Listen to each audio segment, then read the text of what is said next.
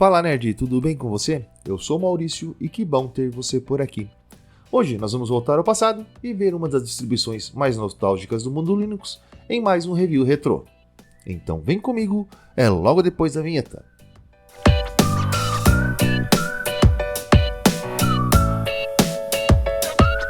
O Kurumi Linux foi uma distribuição brasileira baseada no Knoppix e com pacotes Debian, criada por Carlos Marimoto do Guia do Hardware lá em 2003 e que teve sua última versão lançada em 2008.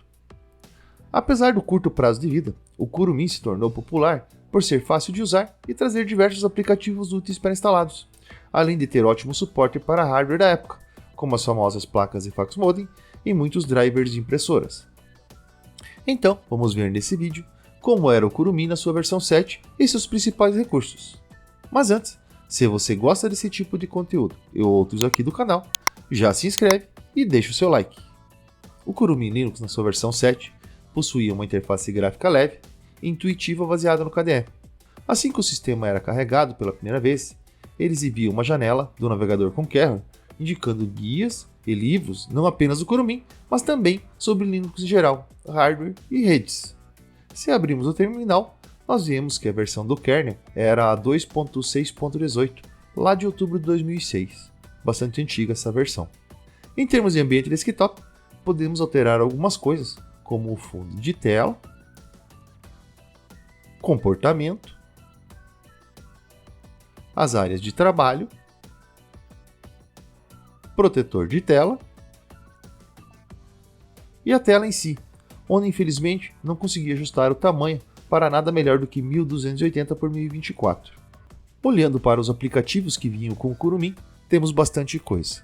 Acessando aqui o nosso menu de aplicativos, indo até aqui a categoria de escritório e utilitários, nós tínhamos o BR Office na versão 2.0, bastante antiga essa versão, bem parecida com o Microsoft Office da época.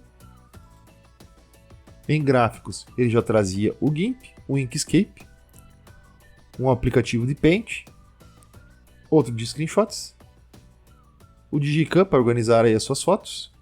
Além de aqui temos uma subcategoria dentro, onde tinham aplicativos para você poder baixar fotos aí de câmeras USB, um visualizador de imagens e suporte aí para scanner. Vamos dar uma olhada aqui nessa versão do GIMP. É a versão 2.2, bastante antiga. E essa versão ainda vinha com aquele sistema de janelas soltas, não era janela única, que era um dos problemas que, na minha opinião, tinha o GIMP nessa época. Apesar de ter muita gente que gosta dessas janelas soltas, eu sempre achei um pouco confuso esse tipo de aplicação.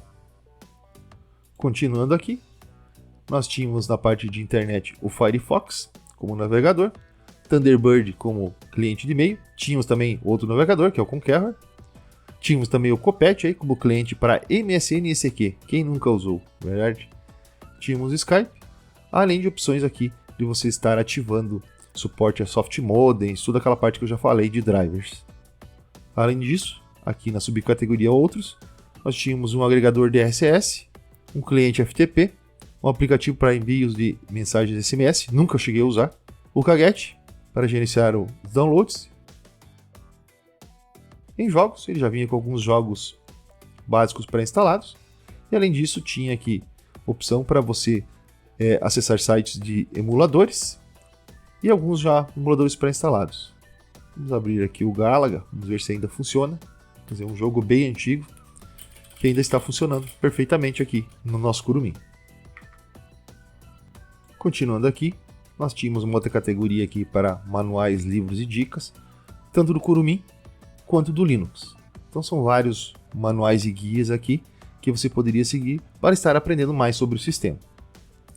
Em multimídia, nós tínhamos um Amarok como player de áudio, tínhamos também o Cafeine, tinha a opção de instalar suporte a mais formatos de áudio e vídeo, o K3B aí para quem gostava de queimar CD, ainda o Kmix aqui para você ajustar o volume do som, e em outros nós tínhamos já o Audacity, já vinha pré-instalado, o GM Player, um outro player de vídeo, o XMMS, um player aí no estilo do Inamp, não sei quem chegou a usar o Inamp na época, que era muito famoso no Windows. Além do que, ele tinha uma parte aqui do suporte a placas de TV, para aqueles computadores que já vinham com placa de TV instalada no seu hardware. Em redes e acesso remoto, nós tínhamos aqui um cliente SSH, um monitor de redes, toda a parte de acesso de compartilhamento de rede, a questão de acesso remoto, para você poder compartilhar sua área de trabalho e tudo mais, e ainda toda a parte de configuração das redes Windows, como Samba e outros clientes. Na parte de sistema, ele tinha toda uma configuração para você poder fazer backup, mais de um aplicativo, às vezes com essa função. Tinha o Partition Image, para você criar aí imagens das partições, e o Conserve aí para você gerar backups automáticos. Tínhamos também aqui alguns aplicativos de desenvolvimento, acesso aqui às ferramentas do KDE. Apesar de ser baseado no KDE, ele vinha com o GNOME System Tools para facilitar aí a configuração de impressoras, rede, data IO e tudo mais. Tínhamos aqui em impressora vários aplicativos que facilitavam a configuração. E ele já vinha com o HP Setup já previamente instalado. Não era fácil conseguir isso na época. Tínhamos ainda ferramentas aí para você poder tratar do particionamento dos seus HDs. E tínhamos uma seção bastante interessante aqui, que são scripts do próprio Kurumin, que facilitavam aqui quando você precisava acessar uma rede Windows ou Samba, acessar servidores e tudo mais. Além de outros aplicativos acessórios, inclusive o Clamave aqui, para você detectar e remover vírus de aí, partições Windows que você tivesse no seu HD. Se olharmos aqui para o painel de controle do Kurumin, nós temos todo o acesso à parte de conexões de rede, seja por modem discado, a parte de configurar o seu firewall. Temos os ícones mágicos, que facilitavam a instalação de aplicativos. Eu não vou testar aqui, porque eu teria que atualizar aqui a lista de pacotes e, com certeza, não existe um repositório. Então você tinha aqui como instalar novos aplicativos. Se você considerar a época, temos até uma lojinha interessante de aplicativos aqui. Tínhamos também uma seção interessante aqui para você de suporte a hardware, onde você poderia detectar cartões de memória, impressoras, monitores e tudo mais. Além disso, você tinha suporte aqui para instalação de modo facilitado aqui de drivers NVIDIA, drivers da ATI, muito famosos nessa época, e drivers multifuncionais para HP. Então, ele trazia aqui uma série de opções de configuração, incluindo aqui a resolução de vídeo, que nem eu falei, eu não estou conseguindo mudar. Ele permanece travado. Qualquer outro tipo de configuração que você tenta aplicar, ele acaba dando erro. Mas, considerando a época, era bastante útil. Vamos fazer aqui mais um teste. Vamos tentar abrir aqui o Firefox e tentar navegar em algum site para ver o que acontece. Vamos ver se ele não vai justamente dar esse erro por causa de certificado. Ele já nem consegue se conectar.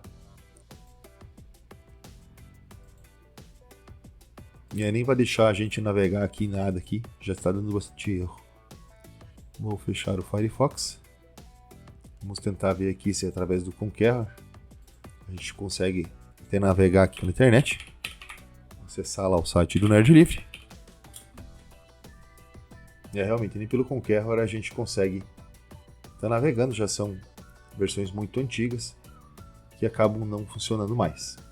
Se levarmos em conta o que se espera hoje de um sistema operacional, vemos que existem muitas redundâncias dentro do Kurumin. Agora, levando em conta a proposta do sistema e a época que foi lançado, tudo que ele traz faz muito sentido. Porque tudo era muito mais difícil. Internets muitas vezes era por linha de escada, não era possível conseguir a maioria dos drives e hardware, impressoras e periféricos com facilidade. Era literalmente uma floresta a ser desbravada. Tendo isso em mente e considerando o quanto o Kurumin facilitava a vida de quem queria apenas usar um sistema Linux leve e amigável, fica fácil entender porque essa distribuição causa até hoje aquela nostalgia agradável e até mesmo boas lembranças. Talvez tenha sido essa, uma distribuição brasileira, a primeira a buscar a verdadeira facilidade para o usuário comum, que não quer compilar arquivos, digitar comandos no terminal, etc. Mas agora me conta você nos comentários. Já conhecia ou tinha ouvido falar do Curumim? Se você era um pinguim ativo naquela época, chegou a usar a distribuição? Mais uma vez, não esquece de se inscrever no canal e deixar o seu like. Hoje eu vou ficando por aqui. Valeu e até a próxima!